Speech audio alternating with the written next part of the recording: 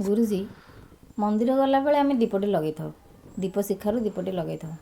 ताको पूजारी बारण करते जे दीप शिखार लगाती जे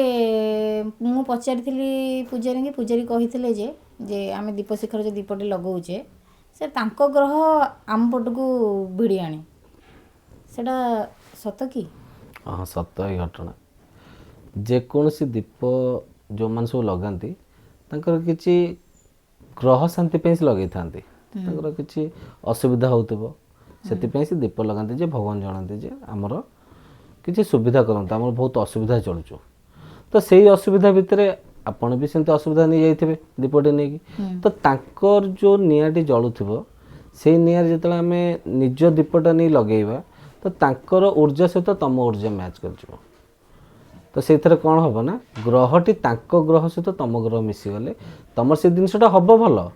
किंतु जी चाहूब से रिजल्ट आसब ना ग्रहटा आम प्रभाव किसी जमीते पड़ो जमीते तो निजे जदि चाहूच दीप सहित गोटे डीएसएल टे किण से डीएसएल निआ लगाओ दिह को जन देख